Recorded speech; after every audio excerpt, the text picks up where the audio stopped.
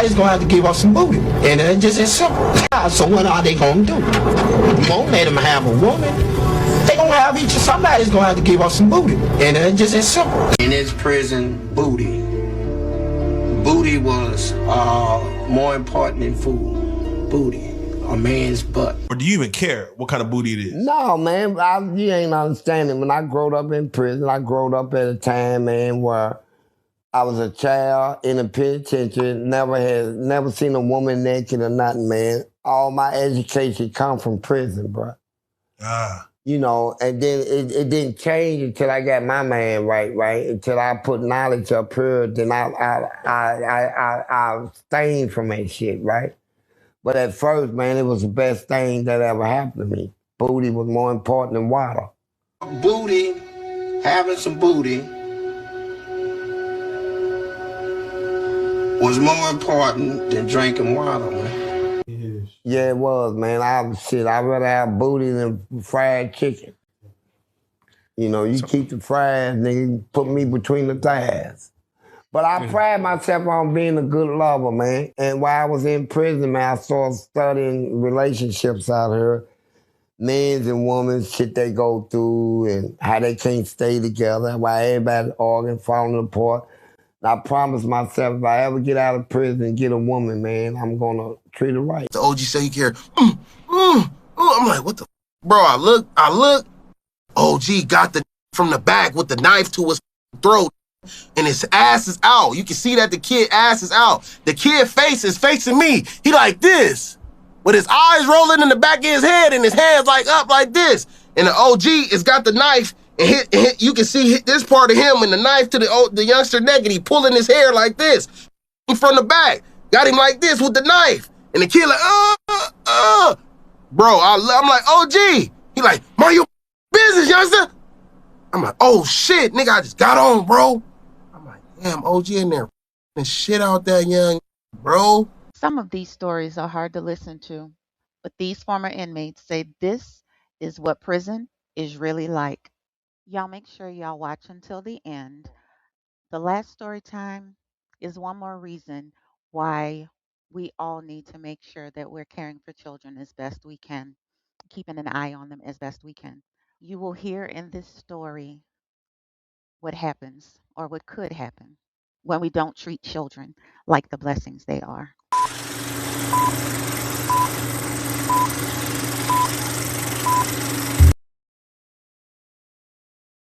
I was raped the first week I was in prison by two guys. So the cell doors open every 15 minutes. During chow lines, the doors are automatic. They open every 5 minutes, the doors open during chow. So you can go to chow and you can come back. And my bunkie had left and I was tying my shoes and the doors open and these two dudes come running. And I mean, this guy's got a knife that's this massive knife and they grab me by my throat and they stick it in my throat. I mean, I still have a scar on my throat from it. And you know what this is, man. If you scream, if you yell, if you fight, you're done. I'm gonna kill you. And I know in the comment section, you're gonna get a lot, I would have rather died. Sure you would have, tough guy. Right? Like in that moment, like, what are you going to do? Like, there's nothing you're going to do. And I just remember the door was opened and closed 3 times, and then they took off. And that was my first moment of real violence in my life. Like, if I don't do something, this is going to be my entire prison life. I'm going to be somebody's bitch. This is what's going to happen. So I grabbed up these little segregation pencils. You know the pencils they give you in segregation? These tiny little bastards? The golf ones. Yeah. The golf pencils. I grabbed them up. I took my little black shoestrings out of my shoe, and I wrapped them around. I had like 5 of them. And I went across the hallway when the door opened again, and he's standing across the hall, and I walked over, and I was like, hey, bro, I just want you to know that I'm not going to tell anybody. And he looked at me with this look of, and I just lost it. And I just started stabbing him in the face with these pencils. And he went, and you know, these parts of pencils aren't going to do that much damage, right? But there's a lot of blood because it's ripping the base layer of your flesh off, and there's blood everywhere. And this guy's screaming, and I'm just in this state of rage. And then you hear the keys jingling. I got up, darted across, and of course, as soon as you do that, all the inmates basically are building a wall for you because they're all standing around watching it like, oh. So I was able to slick down, go right back across the hall, back into the cell, pop the pencils into the sink real quick, hit old Igor in the water kicking out, washed all that blood off real quick, like threw the shoestring under the bed, spread the pencils out, and I just laid on my bunk, like, I mean, my heart's just beating, shaking. And then you hear the other guy, CO, he's kicking on the door. I need to lock up, man. That guy's going to get me too. Looking back at him, like, dude, you're such a broad. 10 minutes later, they've done carted them both off. And I'm just laying there. My bunkie comes back and says, what the hell was that? None of your business. Just mind your business. And I'm still reeling from, like, you guys just violated me in the worst way for 15 minutes.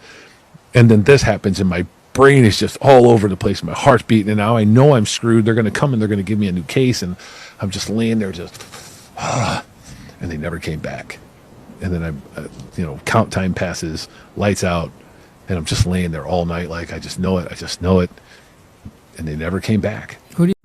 Now, this is very graphic. The worst murder that I seen in prison. Yes, it happened to a child molester.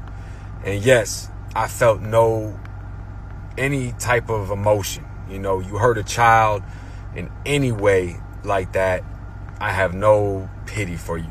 But you can't unsee what I saw. So the way it's structured in Florida is, even if you have these crimes or you're high profile and you can't even house with somebody, they'll still put you in the high custody unit. So you're in there with disciplinary confinements, C1, C2, closed management cases where people can't have any property. They can't be housed with anybody because they're too violent, shit like that. Well, this piece of shit molested a child in Jacksonville. And one of these dudes was a cutthroat, which is one of the most notorious, ruthless organizations in the state of Florida. And he knew the family that this guy did it to. So he paid the right people, talked to the right people to make an accident happen. Now, when you're doing time, like in a 2-man cell, and they open your cell, you can go to the day room, right? But if you're on CM1 or CM2, or you're housed alone, or you're in DC confinement, you're locked down 24/7. So the molester was allowed to go to the day room, but only by himself for like 20 minutes to make a call, watch some TV, and then go back to his cell. He wasn't supposed to be housed with anybody. But like I said, accidents happen in prison all the time. So this chomo piece of shit is walking down there feeling safe. They're just the most evil, sick motherfuckers in the world. They play that weak, meek person when they're around a bunch of alpha males, a bunch of killers, a bunch of real ones. And then they're fucking the killer, most destructive, evil, demonic motherfuckers around beautiful, weak children and women. That's when they take advantage of them. So the cutthroat accidentally got his door popped open for the day room at the same time he did. Now, what I'm about to tell you is very graphic. So dude had a lock in the sock, right? And he had it tied really tight and taped up around it. I mean, he really put a lot of effort into making this into a very dangerous weapon. And he comes down there, and the guy's screaming, I'm not supposed to have anybody in the day room. Sarge, help me, help me. And immediately the cutthroat just starts hitting him in the head over and over and over. I mean, there's blood everywhere. He is just beating his face in with this lock. Well, the lock ends up getting tied like around the guy's arm or something like that because it had a sock, right? He pulls him close to him and just starts smashing his face in. Now, somehow, the cell on the bottom, which was a friend of the dude, was also popped open. But dude never went outside. So he drags this chomo into the cell. I'm watching through my cell. All that shit go down. He takes this child molester's head, puts it in the toilet, and drowns him. Just starts kicking him and holding his fucking foot on the back of this chomo's head. Within 5 minutes, the Doom Squad comes. Everybody's put in cuffs. And there's no cameras back there. So the officers wrote it up as they accidentally made a mistake opening the door. But they said the guy, the chomo, was on K2, smoked some twack, was paranoid, and attacked the cutthroat first, and he fought out of self-defense. Nobody got in trouble. Nobody got extra time. Maybe a guy got slammed or something like that. But that was one of the most just horrendous things I've ever seen in my entire life. I can never forget that. And yes, it happened to a chomo. And yes, I feel no pity for him at all. But still, it's one of those things that you can never unsee. Stay out, stay free. Us. Let me tell y'all one of the scariest things I saw during my 27 years in prison. Hold up. This wasn't prison. This was a step before you get to prison. It's called Broad Control Treatment Center. That's when teenagers have 1 foot in, 1 foot out. You got one more chance. I don't care if you steal a piece of bubble gum. You on your way to prison. So I had been in there 3 months. I had them read the room, got familiar, got acquainted with all the staff, and they loved me. One day, they brought this little girl in here. I ain't gonna call her name. She was a beautiful little girl. So, you know, when the little cute girls come in, yeah, we check them out. I thought I was just as cute as she was. So I wasn't on none of that. Back then, the little dominants, because they teenagers, they immature. So they got the mindset that everybody come in, they about that life. See, a lot of them little girls want about that life because BCTC ain't but like 6 or 7 months, or you could make it longer type program, and then you going home. So these little girls got boyfriends. They writing their boyfriends. They thinking about going home. They ain't thinking about messing with no female. I had a dominant little friend. She thought she can get every girl that come in there. So she goes over to the girl room. She talking her little Mac. Yeah, talking all that trash. So the little girl is telling her, I ain't about that. She's letting her know, I'm not like that. I don't mess around like that. I walked out the room. I told my little friend, man, get up off the girl, man. She ain't about it. I'm like, man, they all say that, bro. They all say that. You already know. Every girl that done say that to you, man, you done turned out. I say, yeah, but man, some people just ain't with it. So I went back in my room. About a couple hours later, the girl went in to take a shower. She had a towel wrapped around and she had a house coat on. That's what we called it back in the days. I don't know what y'all call it. But she went back to her room. So I seen my little friend going down there. I say, man, I ain't even finna get into that. I ain't finna intervene with that, because back in those days, when you do stuff like that and them little girls be like, hey, man, they came and they did this, and they act like they scared and go tell on you, they'll get you with a charge. So left that alone, boy. I was like, you on your own. You know, she was over there saying, oh, no, you know you with it. You know you want this. You know you want this. The girl messed around and she got dressed. The girl was like, leave me alone, move. I'm finna clean my room. She got the broom. She got the mop bucket. Now, see, when you go to the mop closet, we got all kind of caustic in there. Bleach, ammonia, pink soap, Lysol. We got all that type of stuff. And when we go clean our room, if you're a clean person, you want to use all the caustic because you want your room to smell good. You want to keep your room disinfected. So the little girl came back. She had the mop bucket and she was pushing it. When she got to her room, now the little dominant girl was a nice looking girl too. She had long, pretty hair. She was a beautiful dominant girl. And she went to the room following behind, and the girl was like, leave me alone. No, I ain't with that. Leave me alone. I was like, man, I ain't finna get into that right there. Next thing you know, all you heard was, little girl had done went and put caustics in like a empty coffee container, Maxwell House coffee container. That's what we used to put a lot of the caustics in to bring back to our room to clean. She had went and filled it up, mixed all that stuff together, dashed it in the girl's face. The girl's skin was peeling and burning off. All the staff started running because they heard the scream. Everybody was running back there. They got to her. They had to call the ambulance. They put it in there. They rushed out. Bam. Now, see, back in those days, we already in like a juvenile detention center. Like this one step from prison. So ain't really nowhere to send us. We have to be there. We have to deal with whatever comes because there's nowhere else to go until we get back on the street. 5 days later, they brought the girl back. They had a bandage up. They made everybody turn and look at the wall because they didn't want us to look at the girl's face. They made everybody move from the back rooms and they put her in the back room. They didn't want none of us passing that area to go see that girl's face. I messed around one night. I was going to the bathroom and the staff was sleeping. I creeped down there because that was my friend. I was going to go check on him. I just wasn't finna get in that foolishness because I already know how I go.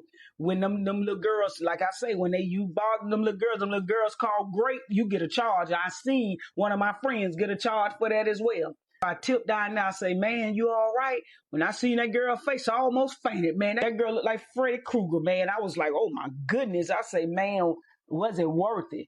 She was like, man, I just want to take myself out, man. I don't even want to live no more. I'm talking about she was beautiful. She was beautiful. I'm talking about she was a beautiful, dominant woman. I say, man, sometime, man, you just got to take no for an answer. Bro, you can't be trying to push your way into people's lives like that, bro. You just can't go think that you can violate people. No, man. Let people know be no. I say, man, you got to learn your lesson from this. Every time a girl come in here, you do that same thing. I figured some foolishness was going to happen to you. Them girls be telling you no, and you be pushing yourself up on them, bruh. Everybody ain't about the life. Her face was so messed up, man. I couldn't even look at her.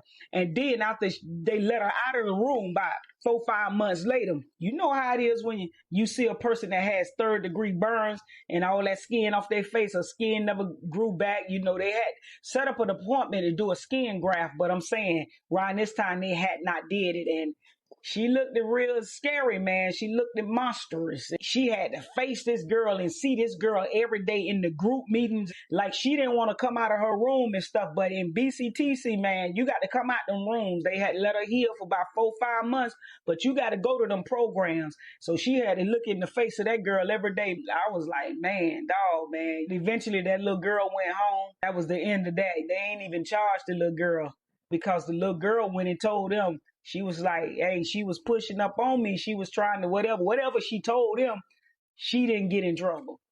That's all I know. Y'all better let people know be no. You be blessed now, you hear? I'm in there minding my own business, man, and they put this dude in there. I didn't know him. I never had seen this dude. And the first thing he said was something about trying to get shipped away from Northwest. And I was just thinking, man, who are they done putting a cell with me? You know, I'm in here like, hunchback, I got a phone, I'm living good, I'm doing my whole time. And I'm like, I got a blanket hanging over the beds. You can't see me at all. I'm like, so he's up on the top, and he gets down. In Tennessee, they have porcelain sinks on the wall, and they have a little pipe under it. He takes that pipe out, and he throws it and knocks the window out of our door, like the little glass window. And I got up, and I was like, you know, what you doing, man? You know, and everybody's coming over there. These other police come over there, and I said, man, get this dude out of my cell, you know, whatever. And he's like, no, man, per the warden, he ain't going nowhere. So I knew right then. I said, you motherfucker. And I knew why they put him in there. And so I just told him, I was like, look, man, they're going to come replace that window. You're not going to knock that window out again. You're not going to blow out whatever. And so he's sitting there. All of a sudden he says, yeah, man, I ain't going to do that. But what I am going to do is knock his sink off the wall. And that was it. That's all it took. And I beat it. He had a damn grapefruit on his head, bro, that come out right here from where his head hit the door. How his head never didn't bust, I don't know, but he ended up being a chomo. But that's why they did that. They put it in there. They do that, man. They put him in there with one they know, you know what I mean? Because I'm going to say this, man. Some people can be whatever, but the whites are the ones who primarily pretty much do stuff to the chomos. That's just kind of how it is in Tennessee. What happens if you're a female chomo in prison from a former inmate? Let's go. First of all, there is a hierarchy, and a chomo or a child molester is at the bottom of the fucking totem pole. They have no respect. They cannot associate with drug dealers, drug addicts, murderers, people with robbery charges, which is very common. They cannot associate with us because they hurt an innocent, defenseless child. So they have no respect ever on the compound. It is a very popular misconception that chomos are automatically put in PC. I'll speak for women. No, they're not. They're in GP or general population. It's actually very difficult to go to PC. You have to be attacked for months on end and actually make your case to the people in charge of the prison to be put in PC, and it's not easy. So you will be in GP for months and months and months, and unless you're attacked regularly, you're not getting a PC spot. In some prisons, they actually protect chomos. My friend got a hate crime charged against him, and I got an enemy alert put out on me. Craziest prison story you will ever hear was about a dude named Big Q in Mansfield Correctional. And see, Big Q was a buck bandit. For those of you that don't know what that is, it's someone who takes advantage of people in prison, takes their manhoods. But long story short, one day a guy named Bobby gets off that prison bus, and he's a new arrival. And Big Q takes it upon him to make him his fresh fish. Everyone knew Big Q's tactics. He walks up in dude's cell with his shank in his hand, and dude's scared at the sight of Big Q. He knows what it is. Big Q says, I'm gonna give you 2 ultimatums. Either you bleed on this knife or you shit on this stick. And Big Q ended up taking advantage of Bobby that day. It happened a couple times, 2 to be exact. Every time Big Q would walk in that man's cell, he gave him that ultimatum. On the 3rd time, Big Q says, you know what it is. Drop them draws. Dude said, I'm not on that, man. I'm not doing that. I'm not down with it. He said, you either bleed on this knife or you shit on his stick. But little did Big Q know, Bobby had a third option this day. He put some razors up his rear end, his prison wallet. Big Q runs up in him, all you know, and heard some screams. Them razors upside that Bobby's prison wallet shredded his glizzy like it went through a meat grinder. Food for thought for those of you that want to take advantage of people in prison. Stay free. Yeah, these stories just keep getting darker. Yeah, so those 9 months that I was in jail, that probably was the hardest 9 months I ever did in my life, because you got to look at it like this. You don't know the outcome. You know what you're in there for, but you're not sure if you're ever going to make it out. There was a point, I want to say 4 or 5 months into that 9 months that I was in there, bro, I was a wreck. I wasn't eating. I wasn't doing nothing, man. You could not have told me that I was getting out. You couldn't have told me, man. And, you know, as I'm talking to my cellie about my case, you know, describing to him, like, I told this nigga everything. Like, he was like, yeah, man, you up out of here. But hearing that, I didn't care, because it didn't matter, because I was like, yeah, just because you think you know I'm not guilty, don't mean these people don't. Like, and so I got into about 14 fights. Word spread, but it got conflicted. Like, you ever play that game, you tell somebody a secret, and by the time they get to you, it's different?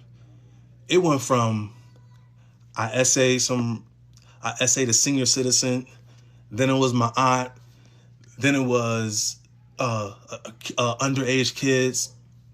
Like, the first 4 months, every time I met somebody from a different pod, we wound up fighting. And so I was in a hole for about 45 days out of that whole 9 months just from fighting. And so, yeah, that shit was tough, man, because like I said, I didn't know if I was getting out or not. And the only thing that I had to lean on was the truth. You know what I'm saying? Like, was the truth. Like,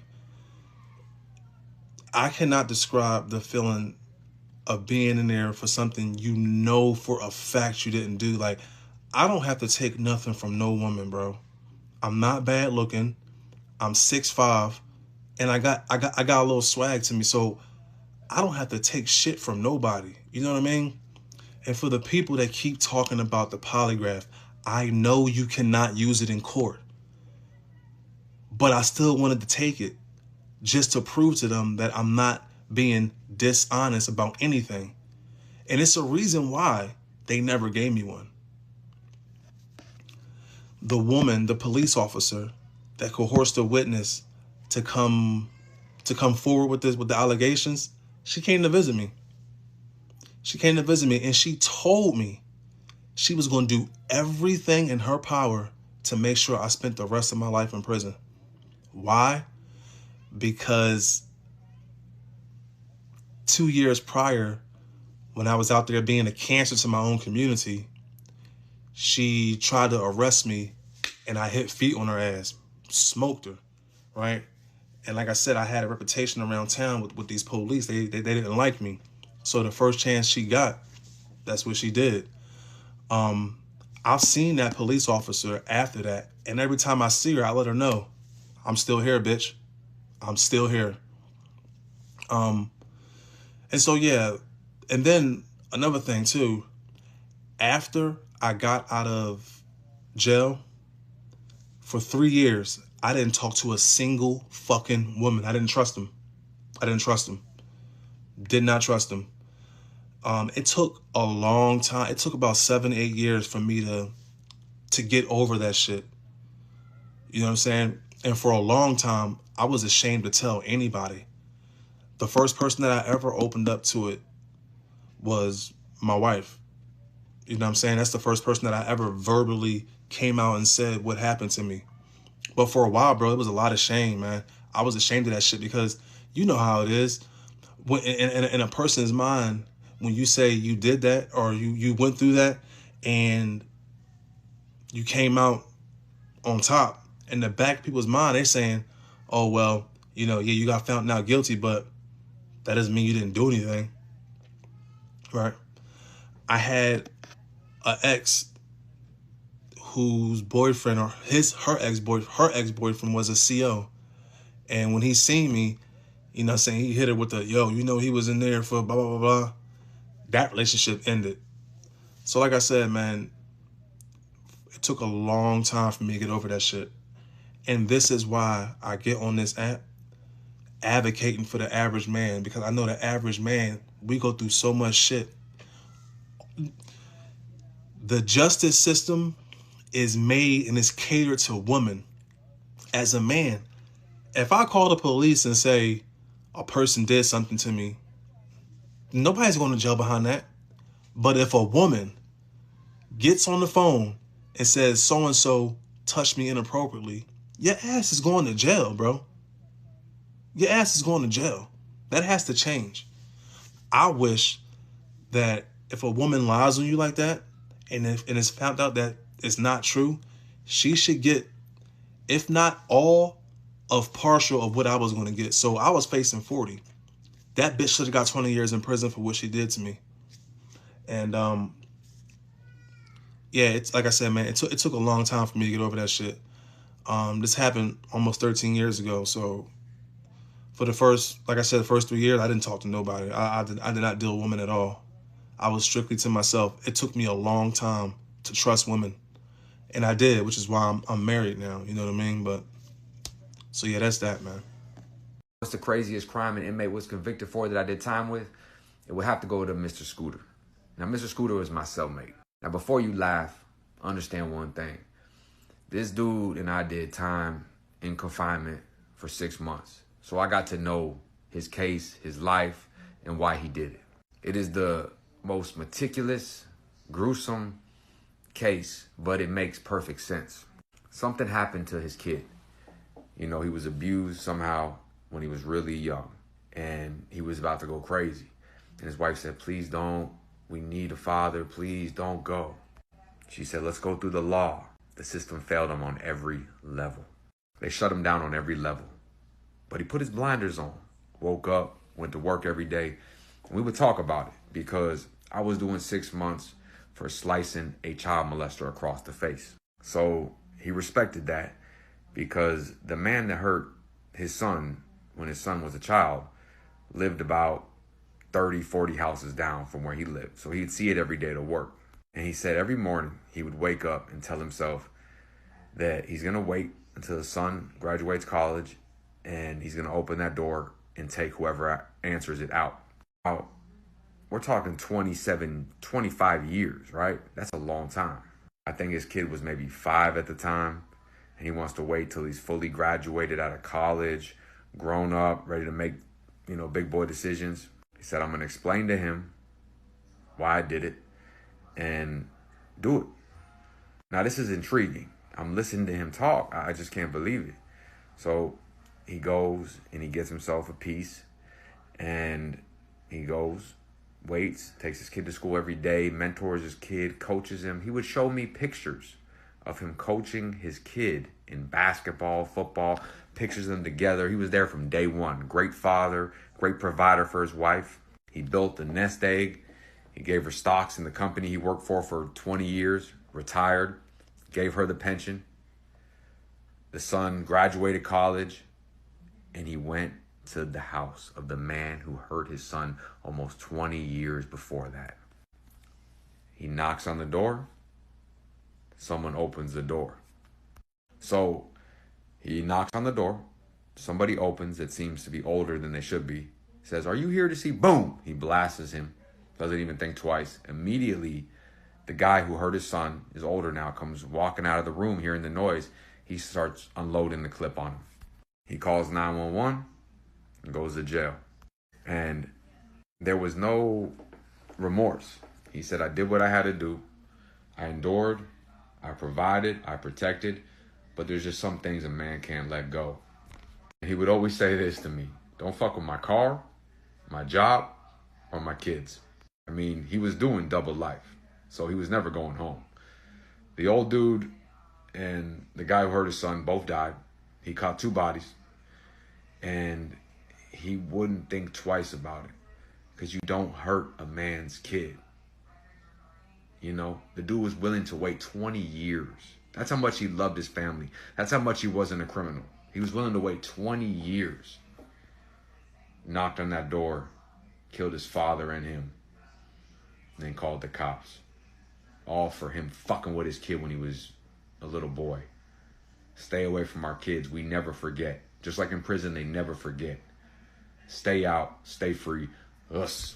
The energy is crazy in here. Make some noise. And the award goes to Mr. Scooter. You know, what's 2019? Okay, 2019. Man, what's the worst thing you've seen in prison? And if it's not one thing, bro, the saddest that I be seeing is when them get raped, bro. It's the saddest. Yeah. Did you ever? I mean, I hope not. Did you ever see the situation? You hear about it? So when you're on the block, so it's different ways you can be housed, right? They got dorms or what they call pods or tanks, and that's kind of like it. Kind of look like the counter where it's just like 60 in one big ass cell type.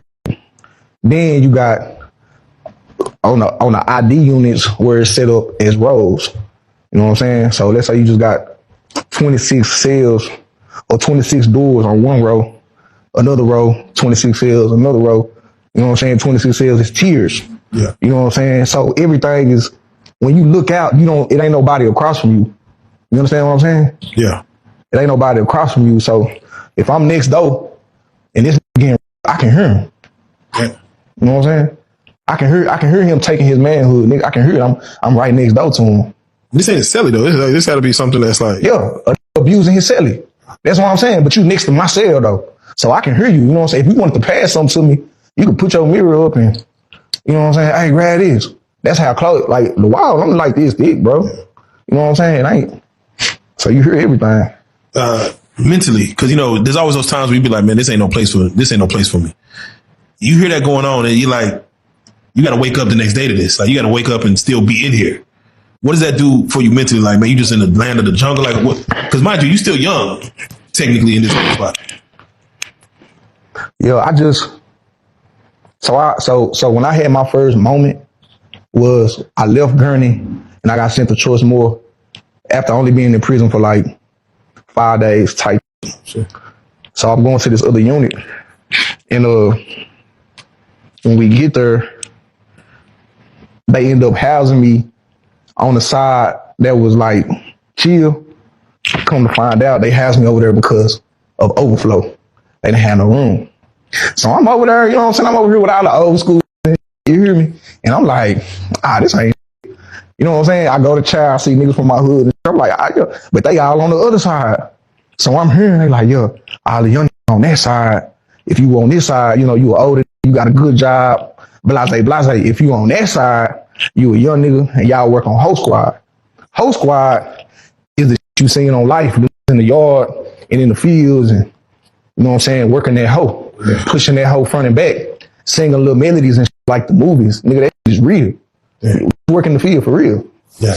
You know what I'm saying? So they call me, hey, why pack it up? Woo. Pack my shit. I'm like, damn, what they sending me? They sending me over here with the young nigga, you hear me? I'm a young nigga at the time too. Yeah. So I'm talking about nigga.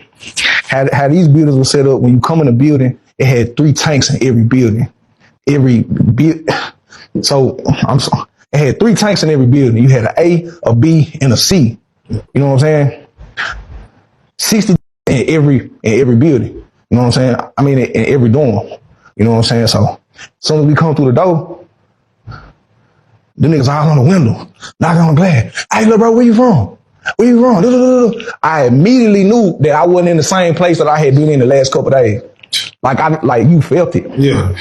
So now I'm like, you know, everything you hear about prison, now it's coming back. Like, oh, okay. Like now this the real thing. You know what I'm saying? In the fighter like, I'm ready. And the ref like, nah, fight over. You know what I'm saying? That's a technical knockout. That's what it was, bro. So when he dropped my the first time, like bro, you know what I'm saying, bro, like when he dropped, you heard his head hit the motherfucking pavement, like you heard it, and I'm just like, damn. I run over there, I pick bro up, I'm like, bitch, you good? Yeah, bitch, I'm good. So I'm like, bitch, come on. I'm trying to take this back to the bunk. You know what I'm saying? For them loud, you know what I'm saying? See this face. Cause it's split. And I know he got a concussion. The way this head just hit this pavement, bro. I'm talking about eye, lip, all that shit, nigga. Shit. He was like, nah. I don't want from him. I'm like, nah. He like, nah. You know what I'm saying? Man, bro. Like, I did my part. You know what I'm saying? Shit, you let him back out there? I had to. Shit. Bro, it wasn't nobody else there trying to talk some sense in him like I was. Like, I was the only, like, telling him, like, bro, man, nigga drop, bro, again. This time when he dropped, bro, he broke the ping pong table. I'm talking about that bitch snapped in half, bro. I'm just like, that was the worst fight I seen, bro. Yeah, that was the worst fight because, not only because of how much blood it was, but because of, bro, it was just a mismatch, bro. I ain't gonna even count. He said nigga worked out every day versus, bro, this nigga work out every day. He's 8 in existence. Handball court every day. Damn. Like this, not only do he got strength, this got wind. You know what I'm saying? Yeah. This nigga getting his cardio in every day. Yeah, that nigga probably fight for fun. What do you feel now that you've been through and you got through it? What are the rules, if any, that you had to abide by when you get into prison? So one thing that a lot of mothers and a lot of girlfriends of who did time will appreciate about prison is prison do teach respect. And one thing you ain't gonna do, you ain't gonna be disrespectful down there. Yeah. I promise you that. You're not gonna be disrespectful, bro. So that's one thing that you will, you know what I'm saying, that I think every nigga like, you know what I'm saying? Not saying that they guarantee that a nigga will be a respectful man out here. But he knows, you know what I'm saying? He's not ignorant, like he knows, like, bro, it's a certain way things are going. Bro, just imagine being surrounded by 100 daily, bro. You hear me? Like no supervision, like daily. It almost becomes a scholarship at a college on psychology, bro. Mm-hmm. You understand what I'm saying? Because you surrounded by niggas, and when you observing like I am, you studying, like you learning how to move. You know what I'm saying? How to deal with people according to their own understanding. Yeah. You know what I'm saying? So now you can float anywhere. Did you ever run into any like just straight up crazy, like real psychopaths like this? Yeah. He in the gist. And I ran into a man that gave me the game. I'm talking about this used to crazy his way out of everything, bro. And end up getting sent to like state hospitals and shit. And he'll spend a little time there and they'll just release him. This had it down to a science, bro, to where when the people come interview him, he'll get to talking to imaginary dogs and all type of shit, bro. Damn. Seen the game on that? Seen playing in their own shit. Oh, yeah. You see that? But down there, how they do it is they catch that shit. Like I told you, when you go through diagnostics and you see sociology and they give you your time sheet and all that, they categorizing you right then and there. So most of the time they weed all the crazy, like they'll weed you out. Yeah. And they gonna put you. Storytime. West Tennessee State Penitentiary was definitely one of the most violent prisons I was ever at, by far. And not only that, it's just a very poorly run prison. There was a lot of good things about it, but there was a lot of bad things. And they started what was called the SMU program in Tennessee, Securities Management Unit. So if you got like an assault on an offender or staff or any of that, got caught with a weapon or any of these things, they'd put you in a program. It had different phases. Like phase 1 was you're basically on max lockdown all the time. Then you go to phase 2 where you had a cellmate and so on and so forth. Anyway, and it was like one building, which was Unit 2, but then it had A, B, C, and D, 4 pods in it. D pod was also the whole disciplinary unit for people who come off the compound. Well, a buddy of mine who was in 3A, he got in trouble over there, which is hard to get in trouble in there. And they put him over here to lock him down. They're going to put him in SMU, but he has to have a disciplinary hearing and all this first. Well, anyway, in the middle of the night, they bring this dude and put him in the cell with him. Well, the next morning, I'm a painter, me and another guy, so we're able to go all over the unit anywhere we want to. And the dude's name's Tubby, and he's hollering for us to come in there. And we go in there, and he's like, man, who is this dude? Y'all know this dude? And we were like, no, we don't know him. And come to find out, he was a sex offender. So Tubby's in there slapping him around, and he's telling the police, get this dude out of here. If you don't, I'm going to take his life. Well, they come up there and basically tell him, you don't run shit. We're not moving him out of there. He's going to be in there. He's going to stay in there. And Tubby said, okay, that is what it is, if that's how it's going to be. And so he tells dude is scared to death. Dude is just knowing he's fixing to lose his life in here. Well, you should have thought about that before you touched that kid. But anyway, Tubby's done hit him and so much and stuff and split his eye right here that the skin is hanging down. And Tubby tells him, says, I tell you what, you stand here in the middle of the floor and I'm going to hit you as hard as I can. You can't flinch, can't do nothing, right in your nose. I'm going to let you out of here. And y'all, he draw back. And when he hit this dude, I'm talking about it looked like his neck broke. But the funniest part about it is no blood. Not none. Didn't even trickle out his nose at all. And that made him even madder. So now he really goes to whooping on him. And he tells the police, or the police come up here and they see what's going on. And they're like, come on, man, let's get him out of here. And he's like, no, too late now. Because they wouldn't open the door unless you had handcuffs on when you was in trouble like that. And so finally, he lets the dude out of there. And why he let him out of there, I don't know. He should have just went on and whatever. But anyway, not an hour later, another dude comes and they put him in there. But this dude is trying to check in from visitation, which means he's done went to visit and got somebody's pack and is trying to check in with it so he can keep it all, if you will, contraband. And so Tubby knows what's going on. He knows the dude, and the dude wasn't no sex offender, but he was just not a good dude, just always on some shady shit. And so Tubby tells him, I want that belt you got on. He takes the belt off and he starts literally whipping this dude like you would a child. You'd have to been there to see it. But I'm telling all this I want people out here to listen to. This is the kind of stuff that goes on in prison, man. It is a very violent world. It's not a world you want to be a part of. And if you're young out there and you're watching this video, I'm telling you now, man, change your life. You don't want to go in there living and doing and dealing with stuff like this. True story. They do cell rotation every 30 days while you in shoe. The cat next door to us, behind a brick wall like this, you know, it's the wall like this thick. And there's another cell. He cut his throat and disemboweled his cellie. Disemboweled his cellie. That means he cut his throat. Took the organs out. He cut his throat, smothered him, cut his throat, bled him out, and then got the razor and cut him open right here and flushed all of his lungs. It's dangerous. See, this is the stuff that the homeboys ain't never experienced. And this is something that these cats don't experience. And you gotta walk the line with people like this. They came to got him, they pepper sprayed him, they hit him with them salt rocks. And the next day I get out the hole. I'm walking the yard with the homies. We smoking a blunt on the bleachers. And cats walking across the yard on a Saturday morning and just start stabbing somebody in front of us. Because they didn't look like us, we had to back away. And the gun towers, pow, pow. I got to spend the next 6 years like this.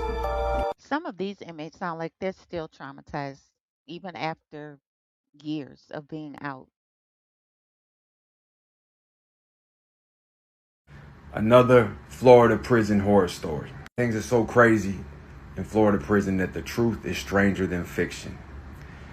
In this situation, a riot broke out between the Bloods and the Cutthroats. Both organizations wield a lot of power in the Florida Department of Corrections.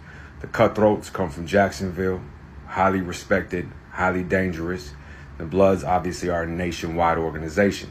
Columbia CI is known for its violence, for walking over the bodies, for the constant dudes tripping out on the K2, for officers just in and out getting caught. However, this took it to a whole different level.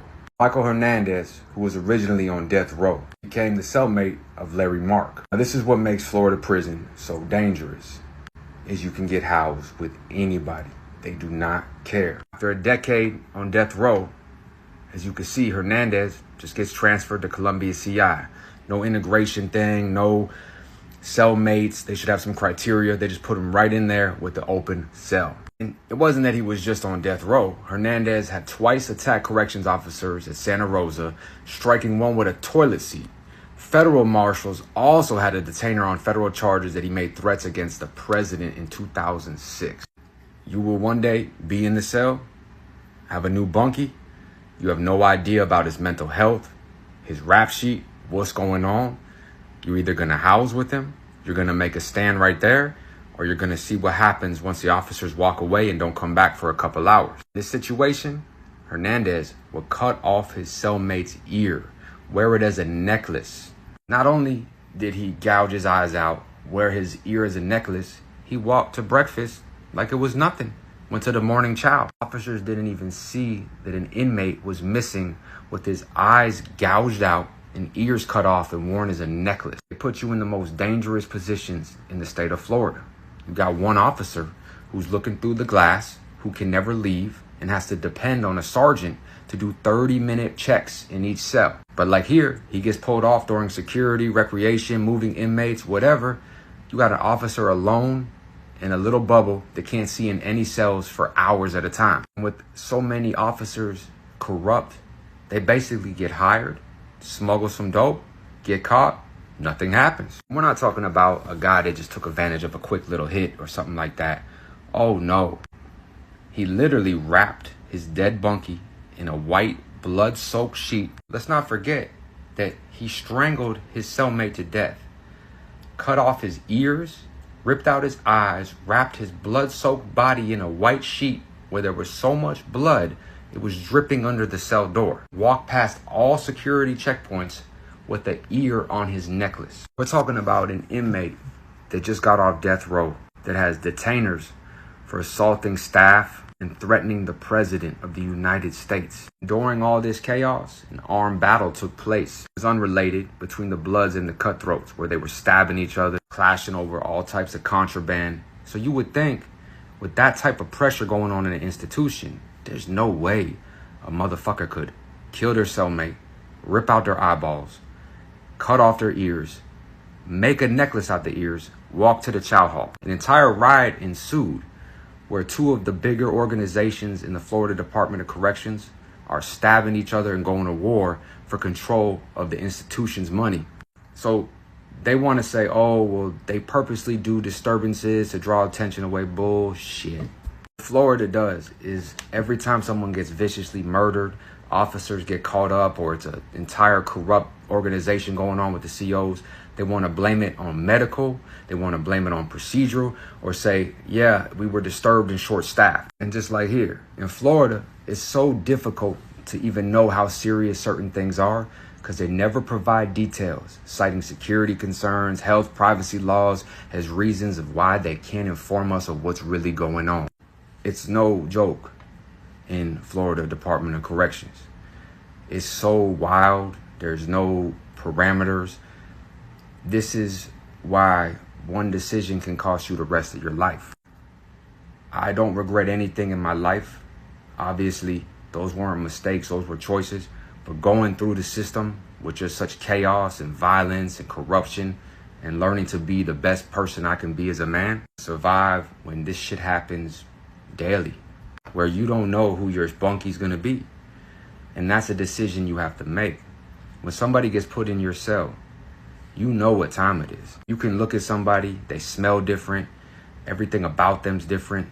You can kind of get an idea of what's going on the second the aura steps in the cell. Some people will say they want to do easy time and just let a lot of shit slide because they want to go home or they want to go to a better prison. However, survival instincts don't lie.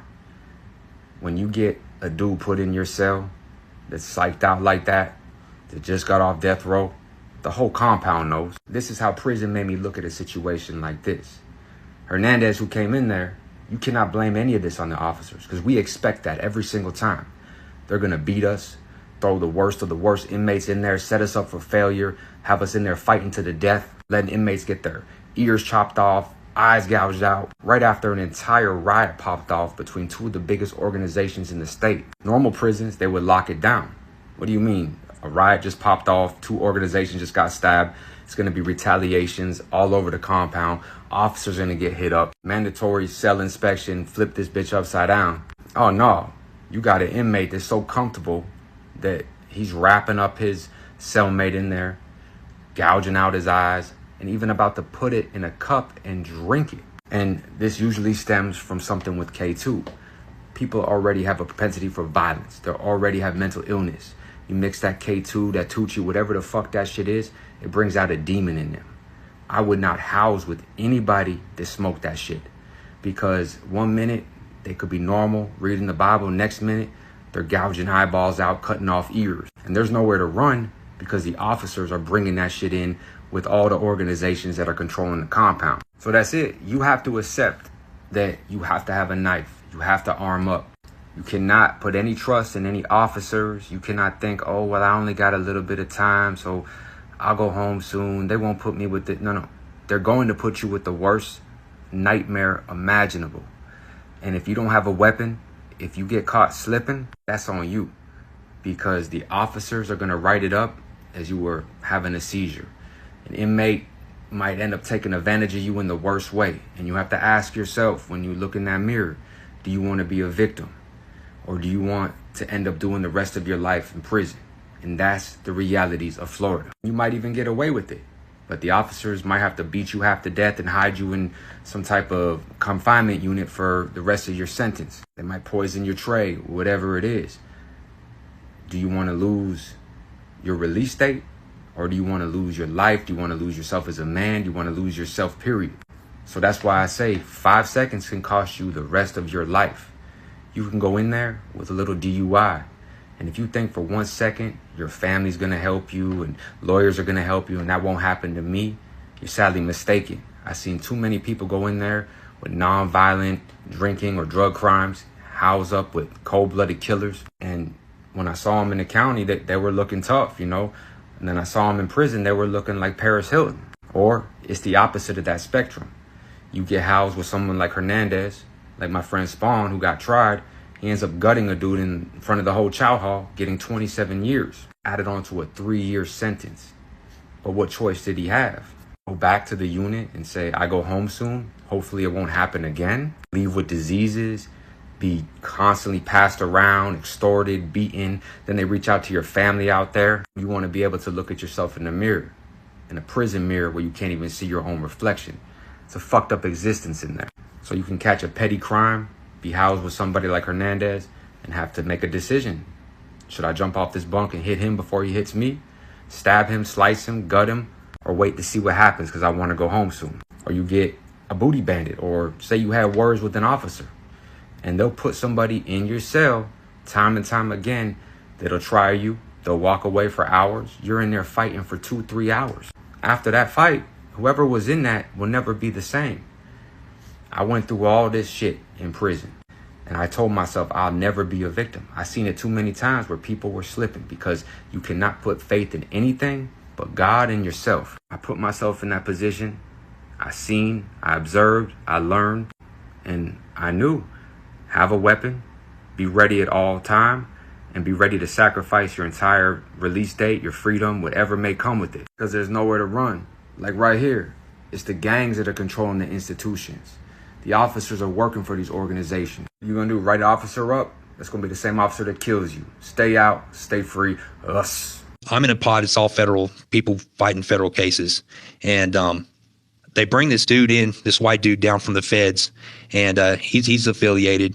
And we go to church one day, and I watch this dude, he sees this gurney, they got like a gurney in the chapel. And he just reaches over and starts wrenching on the side of this gurney dude and gets this big old stainless steel flat piece of metal about that wide off of it. And I'm like, damn, what's this fool doing? And I know what he's doing, you know. And then so he makes him a banger for the little jail right there. And in my mind, I'm like, dude, this jail ain't like that. Why do we need that, you know? But this is my first. I'm like not realizing like where I'm getting. He's coming down from the Fed, so that's how his mind's already on. He's coming from you know.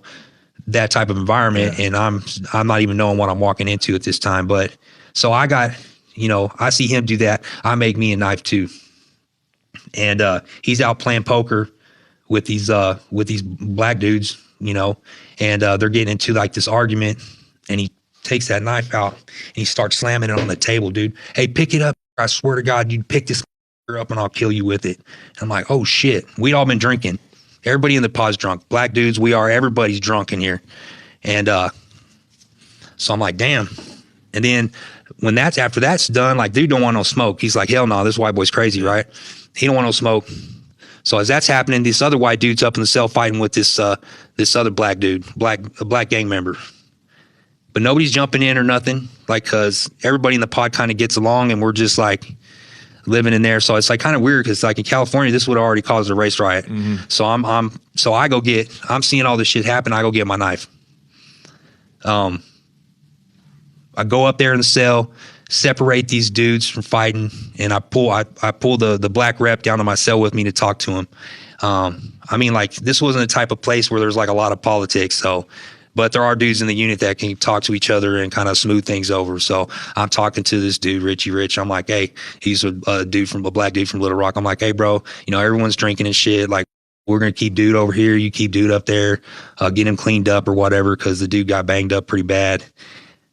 This other dude, though, that I'm with, that big old knife, he's a loose cannon, bro. Like, this dude's off the chain. He's already down on a case the feds had picked up from Forest City, where he basically, like, I seen the pictures, bro. This dude just like completely brutalized a sex offender. Then he got somebody else in the shoe, and like these dudes, these pictures, dude, they're not dead, but these dudes like murder scenes and shit. And like he basically, he's putting in some serious work, dude. So I'm like, damn, check this shit out. And so it's me, him, Richie Rich, and my cell. My cellie comes in, and he's like, everybody out of the cell. This is my cell, I'm like, hold on, bro. We're talking about the shit that just happened up here, bro. We're trying to smooth shit out. And he's like, no, everybody out of the cell. Well, when he did that, I'm like, I just jumped up and fired on him and broke his nose. And we start fighting. Boom, boom, boom. And he clips me. I go down on my knee, dude. I come up. I got my knife in my hand already. I just start stabbing him. Boom, boom, boom. And then so the other white dude, grabs him, yokes him up like this in a chokehold. And this is another white guy, but like the way dude went about that was super disrespectful. So he's like, nah, come here, big boy. This is a big dude, right? So he yokes him up, falls through the doors. I'm on top of him, They fall back, stabbing him. I got an ice pick. It's not like a serious knife, so I'm not doing too much damage to this dude, but I'm on top of him, and I like blank out and go red, dude, like all the way. And them see the deputies come in. They got tasers at this jail. And as they're coming over, they're like, Dotson, get off of him, get off of him. And these two youngsters are like walking around these dudes, and these dudes get scared, and they run out of the pod. And well, as they do, like I've come to, like what, I can hear them, but I can't see nothing. Like I literally seen like a red curtain, like, and I come to and I let this dude up. We let this dude up. He's all covered with blood. He runs out of the unit. And we know they're coming back to lock us down. So we're like, man, we're not going to lock down until we drink all this hooch. And so we're trying to pound all this hooch we made. We hear the door open to the rotunda, and then we hear them come. We know they're coming to our pod. There's 5 pods in the jail. It's like set up like this, and they're coming from up in the main corridor or whatever. And we know they're coming, so we go up to the door. Boom. This dude that was slamming that knife down on the table with the black dude was right here next to me, to my left-hand side. I'm right here in front of the door, and there's 2 other youngsters right here on this side of me. When he opens the door, it's like, Dotson, what the hell do y'all got going on in here, right? So I'm telling you, this is a Podunk County jail. Like, these dudes are hillbilly as hell. Right. And as soon as he sticks his neck across, like, the threshold of the door where this guy can see him, he just, bam, like, he just, like that, dude. I don't realize the dude stabbed him at first. But I find out, the next morning, they come in. So what they do, they immediately shut the door. Boom. And I hear him on the other side, hey, Parnell, you're bleeding. Right? So I think a dude just busted his mouth or something. We're sitting here like hugging each other, high-fiving and celebrating and shit. And finally they come back with the local SWAT team. They're coming in here with live ammo. I've never seen that. Like, I've been doing time since I've never seen the cops come in and like control a situation in a jail like that with actual actual guns and live ammo, dude. So they come in, they lock us down, dude. We start flooding, burning the cell. And then they come in, they pepper spray me, take me up front, strip me naked, got me naked up there for days, dude. With this other, then they finally put me in this crazy bastard that just stabbed this cop in the neck, in the cell with me, right? And dude missed this dude's carotid and his jugular by like centimeters, went into his esophagus, and they had to airlift him off to Little Rock. So it's like the cop, the CO, the sheriff's deputy at that little jail. Wow. Now, did he I know you didn't know the cop got stabbed, but did he pull the knife back or did he leave it in his neck? No, he pulled it out. He had it. So we like as soon as that shit happened, dude, we knew they were coming. So we had this little SA homie from Texas grab the bangers and go hide them. Hey, bro, get rid of these. And but they found them. We ended up getting charged with conspiracy to commit attempted capital murder and possession of weapons by incarcerated persons. So like right there, before I even get to the feds, I'm feeling like my life's over with. I'm like, oh, dude, it's over with. Life sentence. We're hit. He got locked up when he was 18, did like 20 years. This nigga get his case turned over. He going home Monday. He get the punk moving in his cell Friday. Put a towel up the whole weekend. Fuck the punk all weekend and go home to his wife and shit. Ain't no goddamn way. Wait a minute. Yeah, a Mexican punk. Them Mexican punks, boy, they treacherous. Goddamn. So he about to go home. Mm-hmm. And got his case overturned. Case overturned. So he know he about to go home. We looking at him on the news. And the way he celebrates is he get a punk moved in his cell, and they put up a towel for the whole weekend. Oh, and I'm assuming he going home to like Monday morning to the family, Dallas. He going okay. So like, what do you feel it is? They freaks. Oh, they've been out here just fucking. Freaks, fucking like crazy, doing all kind of shit, experimenting, and they freaks, bro. There ain't no other way. You can't turn it off. Is what you're saying. You can't turn it off. They jacking off on any guard they see. They can't control that type shit. You know what I'm saying? I'm jacking off and doing my thing, but I'm asking the guard, like, hey, boss lady, like, can you give me a look? I'm gonna wait till such and such count, and I'm gonna be in my cell. I'm gonna give you a show. They're like, go on, Gregory. You going? You going in your cell?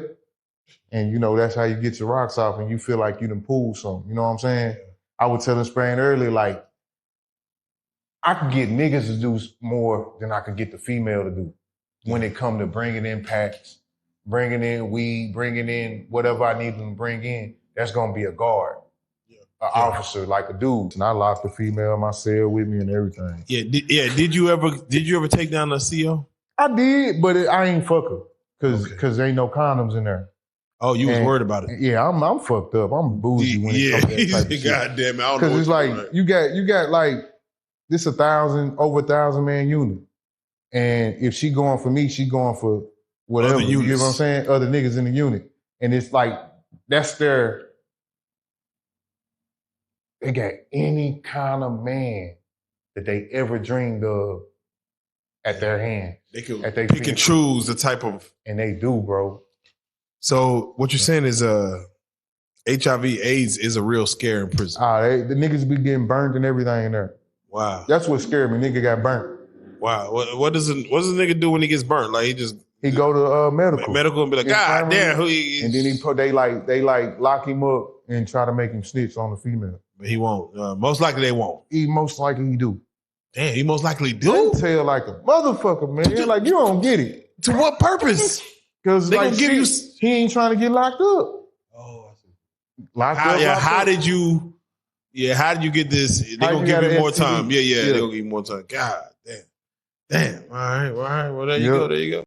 Worst thing I've ever seen in prison.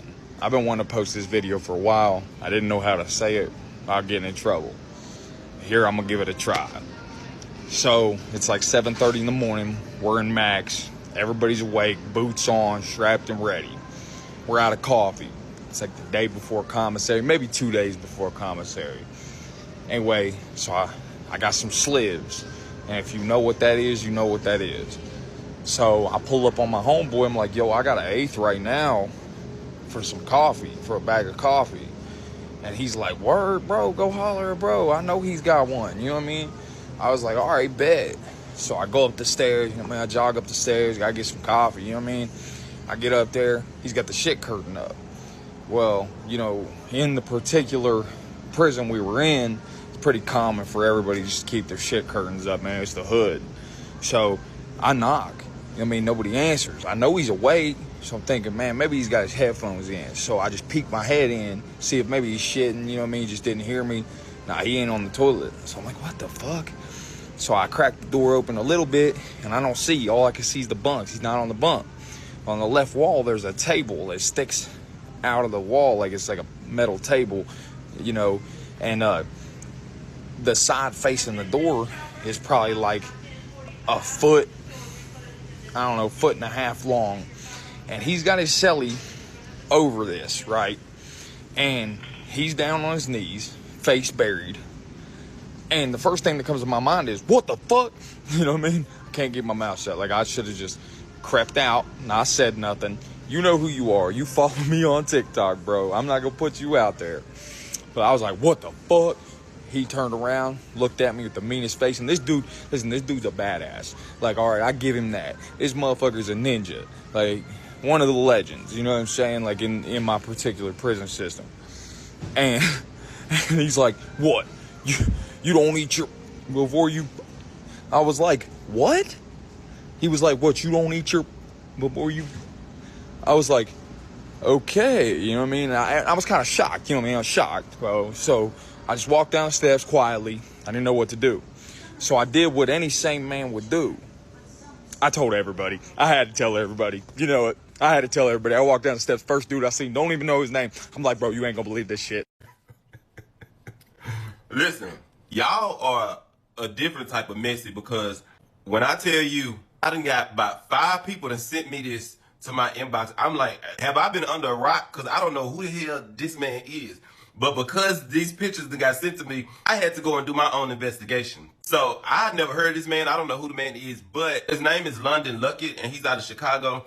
And he brutally Michael Myers his girlfriend and was sentenced to 2 life sentences as well as a 25-year sentence for armed robbery, right? And so I guess after he got sentenced, when he went down to prison, he got turned out or turned himself out, one. But when I tell y'all about prison stories and I be talking about turnout punks like Tubbs, this is a prime example. If he got sentenced in 2022 and he used to look like this, that means in a matter of not even 3 years, he done went down there and either turned himself out or got turned out, and now he done went from this to this. Now, I want to clarify a few things because I realize based on how I see a lot of people talking about this, they don't fully understand how deep that turnout shit goes. To be clear, just because you come to prison with a crazy sentence, it does not automatically mean people are going to be there waiting for you or going to be, it doesn't necessarily mean that because it's people in there that done far worse and ain't got touched. So I want to be clear on that. Just because he went in there, it doesn't mean people was waiting on him to do that to him. Be very clear. I will say this. Light-skinned or light-complected dudes like him that have like a young appearance, they got a cute face, I will say they are targets. They are targets for what you would consider booty bandits. Those are the type of people that target them in there, like them booty bandit type of real freaked out, crazy dudes, like Damon from Friday After Next. That is a fact. So when you know that you are already considered a target like that, like baby, you got to at least go in there and know how to fight or something because they gonna be on you. Because look how he look. He's decent looking. He light skinned. They was gonna be on him regardless. Now, be very clear. Just because he look like that now, that does not mean when he got down there that they just took his ass and just did that to him. It very well could have happened like that. I'm not saying it didn't. But I am also saying there are other factors that come in to play when you're dealing with people that come into prison and they become turnouts. Like that story time I did with y'all when I was talking about Tubbs. Tubbs was not cute at all. Tubbs looked like Bookman from Good Times. Ain't no man just gonna be going after Tubbs to try to lay up with him and turn him out. Tubbs turned his damn self out, right? Some dudes, and it's just being honest, some dudes will go to prison and they don't have no family to look out for them. They don't got no money. They don't have nothing. They broke, they busted up. And they may see like the punks in prison getting a lot of money and, you know, like the dudes do when you go down there. They see that and they might realize that, like, I can get some bread and make some free money and be living good if I do that. You know what I'm saying? And it just happens. It happens. So he could have very well been one of them people that didn't have nobody that's in there to support him or send him commissary. And he just so broke that washing clothes or washing T-shirts and stuff probably was not enough to really work out for him where he can really eat and live comfortably. So he might have just turned his damn self out. Be very clear.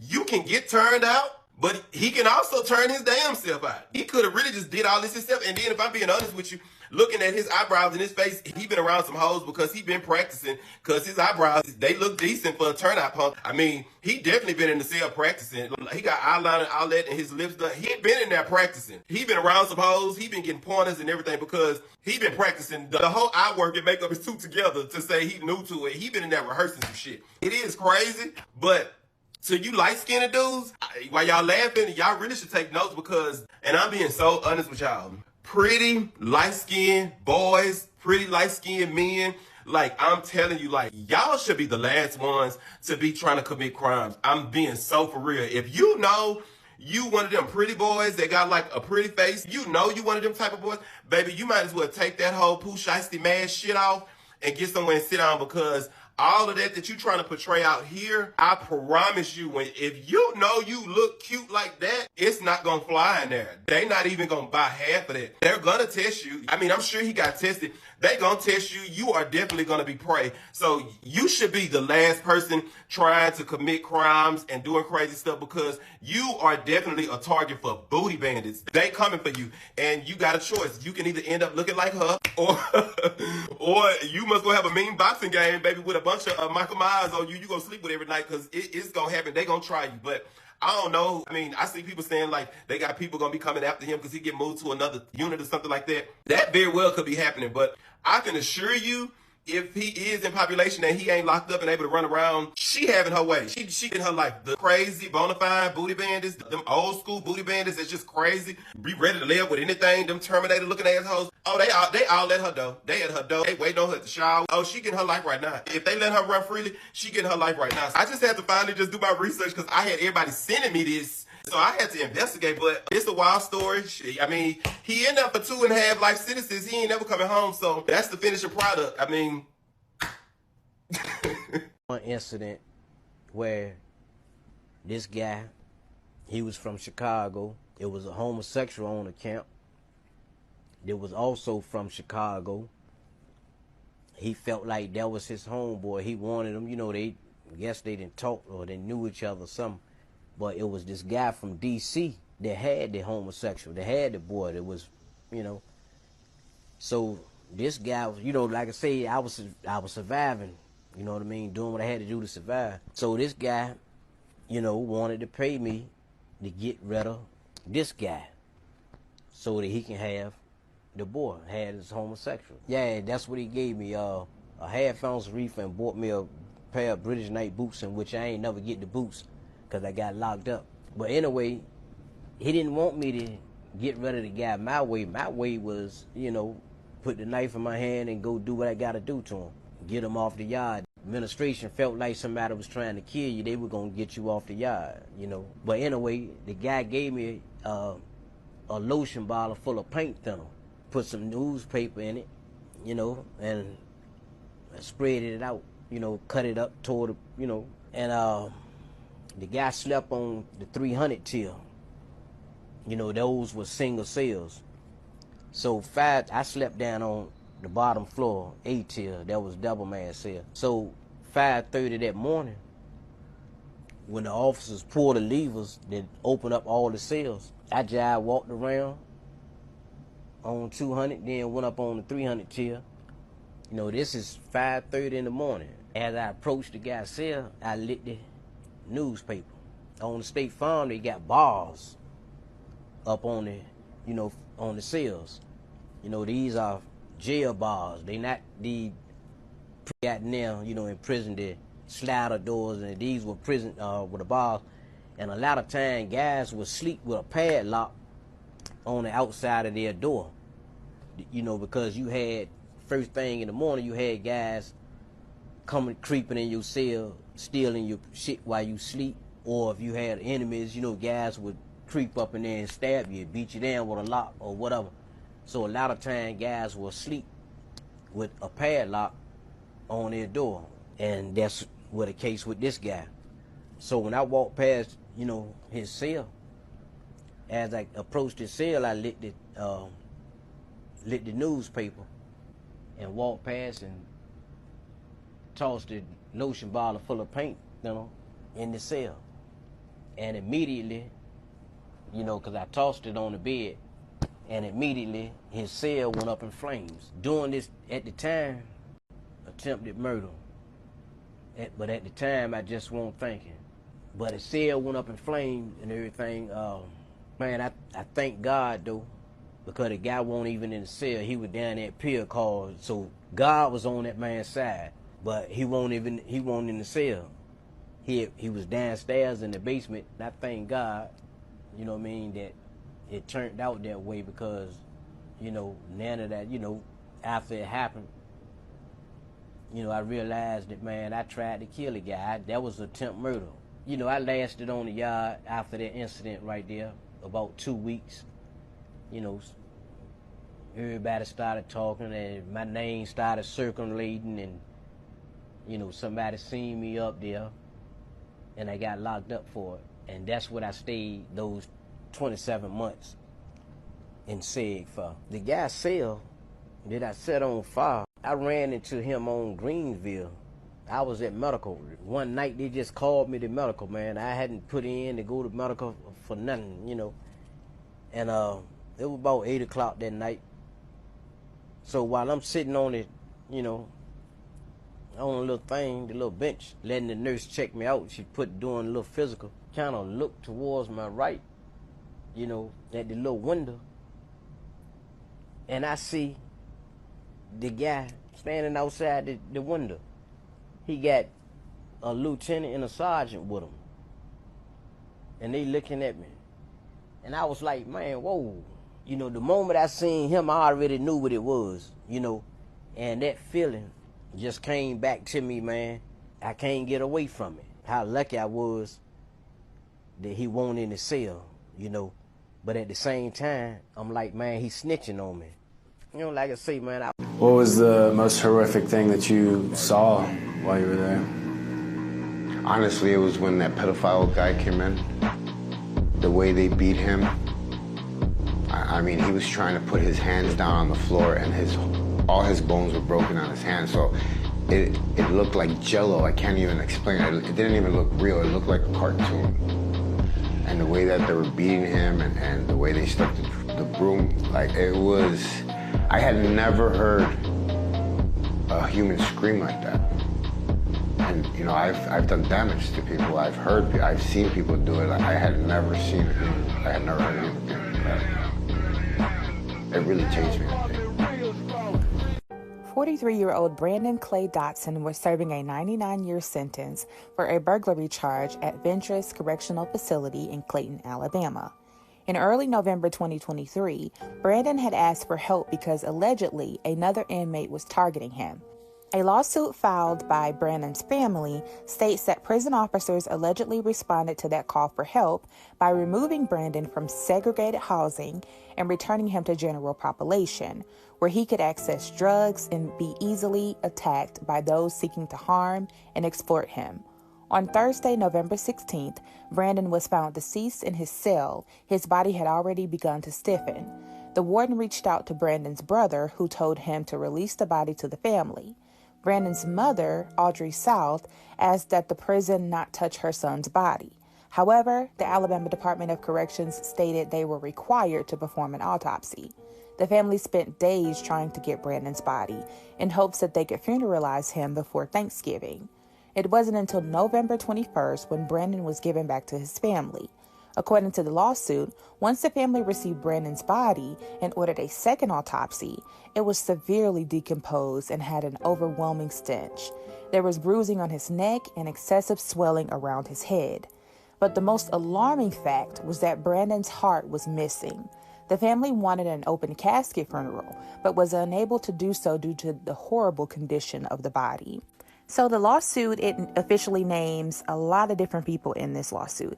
It includes ADOC Commissioner John Q. Ham, ADOC Chief Deputy Commissioner of Corrections Greg Lovelace, Ventress Correctional Facility Warden Karen Williams, Alabama Department of Forensic Sciences Director Angelo Della Manna, multiple unnamed prison employees, and the University of Alabama at Birmingham Heersink School of Medicine as defendants.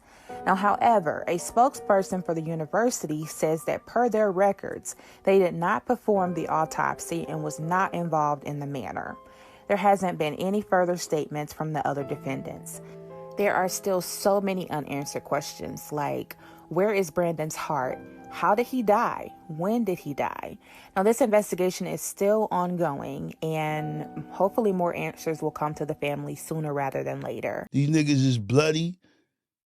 They so bloody, they slipping and sliding all over the place, and they just stabbing each other and chasing each other, and the police is not going to come in there and stop that fight till them niggas get tired and surrender. So they just going to be spraying tear gas and fucking pepper spray to try to get them to calm down. But these two niggas ain't trying to calm down. They trying to kill each other. So they on 100, the police on 100, and we tear gassed up. We trying to let this shit be over with. But until these two niggas either kill each other or one of them die, this shit gonna go on till it go on. So they wind up stabbing 3 pints of blood out each other, then turned themselves into the wall. And I was like, yo, that just let me know this some shit. I'm in some shit. And I don't know these niggas. I'm in a whole nother state, so that shit is crazy. But still in all, with all that being said, I gotta focus, I gotta stay diligent, and I gotta be me. Been in there. Man, listen, let me tell you something. I seen niggas stab each other over nothing. And they say some shit like it's the principle. So something like that happens, either a nigga says something, a nigga they done caught a nigga out of pocket, a lot of niggas get told on, a lot of niggas take the stand on their case. In Jersey small, there's only a couple prisons out there. So 9 out of 10, if me and you both got 30 years, 9.5 out of 10, we're gonna end up in Trenton. So you're gonna see the guy who told on you. That shit could turn real ugly. All right. So you got that. And you just gotta move. It's hard to explain. You gotta have like instinct almost. You just gotta, you know what I'm saying? You can't play. Ain't no playing with niggas. Ain't no board games. Like anything that could maximize you getting caught up, you gotta stay away from it. Poker tables and shit like that, gambling, getting in debt. It's all shit that can get you stabbed. Okay, today I will be sharing the most disturbing story that I heard during my 21 years of being locked up. Okay, there was this young black guy, and he used to constantly get into confrontations with older white guys that happened to have mustaches. So I ended up being in a therapeutic class with this person, and we would be in a group, and we would tell kind of stories from our past to try to help us better understand who we are today. So in one class, it gets around to him, and he tells this story about how his mother was a prostitute, and she used to rent him out to people, and a majority of the people that she would rent him out to were older white guys. And the reason that he hated older white guys with mustaches is because he said that he can remember as a child feeling their mustaches on his privates. That's why he had so much of a hatred toward older white guys with mustaches. Thanks for staying till the end, guys. I have listened to many prison story times and even more crime stories. And I've often heard the storytellers say how prison is a world unto itself. It's completely different from the world that we live in the free world. They have their own rules, own laws, and the people inside literally abide by them. And apparently so do the guards. It's it's quite different. I would never survive. But y'all let me know in the comments which story shocked you the most.